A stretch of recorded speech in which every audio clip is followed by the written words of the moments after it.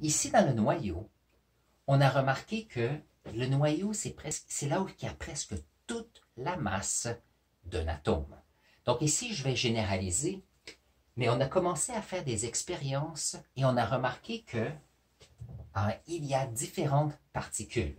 Dans le centre ici, il y a des particules qu'on va appeler des... Est-ce que quelqu'un peut me dire comment on appelle les particules positives à l'intérieur du noyau ici? Donc, on va voir. Vous méritez un bon dessin. Alors ici, dans le centre, il y a ce qu'on appelle le noyau. Il y a des charges positives, et les charges positives, on va les appeler les protons. Donc, particules et sous-particules. Comme ceci, il y a les protons qui ont une charge positive. Mais il y a aussi autour, comment appelle-t-on les petites particules qui sont autour, qui vont autour d'un noyau comme ceci? Comme ceci. Alors ici, on a des électrons. On a des... Oups, prenons les mêmes couleurs.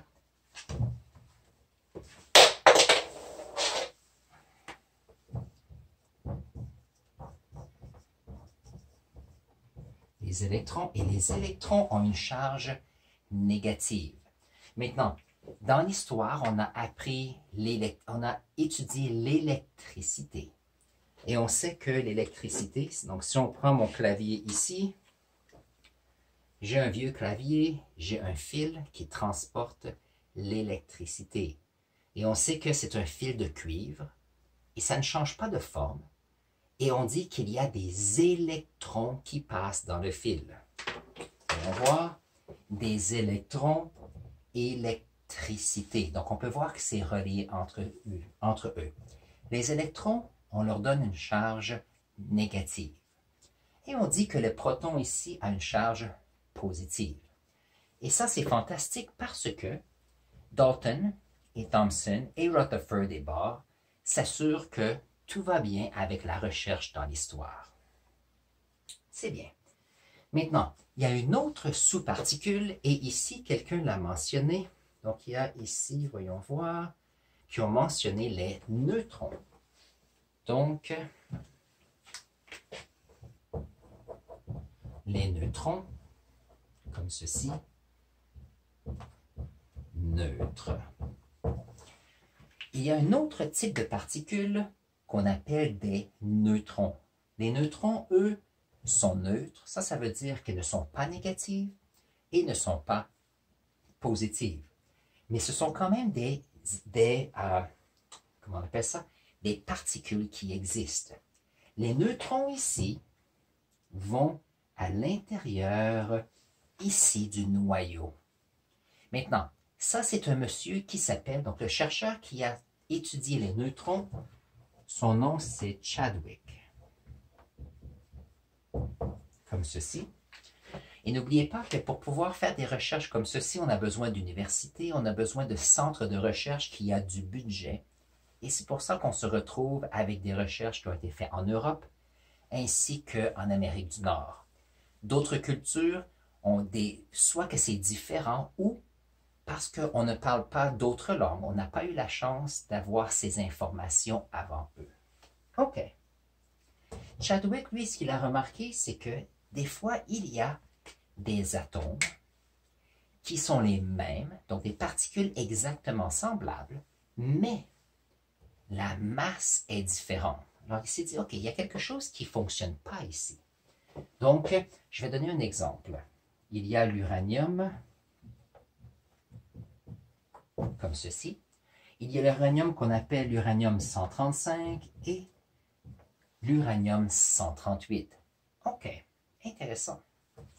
Il y a aussi un autre qu'on appelle le carbone 12 et le carbone 14. Donc, ce qu'on a remarqué, c'est qu'il y a des fois des éléments. Donc ça fait partie de notre tableau périodique, l'uranium, le carbone.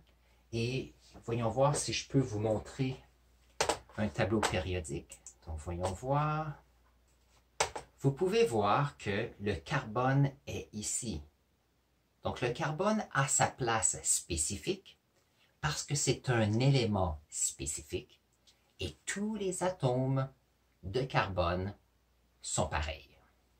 Si on regarde l'uranium qui est ici en bas, donc j'ai ici en bas, c'est le numéro atomique 92, donc il est très pesant.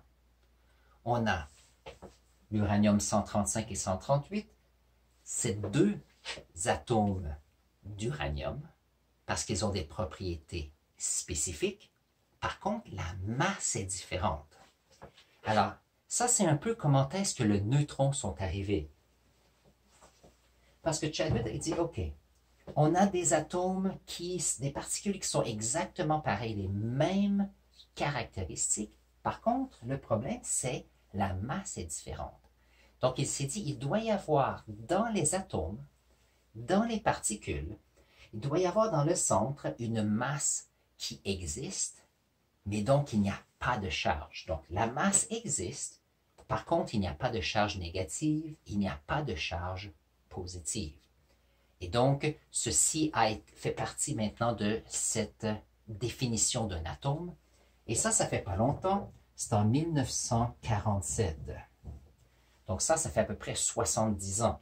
Donc c'est une recherche qui a été faite il n'y a pas si longtemps. Mais si on regarde le dessin ici, on peut voir que dans le centre, il y a des charges positives qui sont le proton et des charges neutres qui sont les neutrons. Maintenant, ce qui est intéressant, c'est que les électrons sont autour du noyau. OK, ça c'est la première chose. Maintenant, lorsqu'on a une charge qui est positive et une charge négative, ils vont s'attirer l'un et l'autre. Maintenant, puisque les électrons bougent rapidement, donc s'ils se rapprochent ici du noyau, ils vont continuer plus loin et ils vont être attirés. Un peu comme la gravité du Soleil et les planètes qui sont autour. On peut voir que dans le centre, il y a les neutrons. Et les neutrons sont dans le noyau et on peut voir que les protons sont tous positifs. Donc les protons se repoussent l'un et l'autre. Alors on pourrait penser que les neutrons, c'est comme un peu une colle qui garde tout ensemble les protons. Parce que les protons positifs ne veulent pas être ensemble. Donc on a les neutrons qui gardent l'ensemble du noyau assez stable. Et c'est pour ça que quelquefois, s'il y a assez de neutrons, nous avons un atome qui est stable. Par contre, si le nombre de neutrons ne fonctionne pas avec le nombre de protons, ça peut être instable. C'est un peu pour ça qu'on a, lorsqu'on parle d'uranium, on peut faire des centrales nucléaires où on utilise cette instabilité de certains atomes pour, lorsqu'ils brisent ensemble, lorsqu'ils brisent, ça va créer de l'énergie qu'on utilise pour faire l'électricité.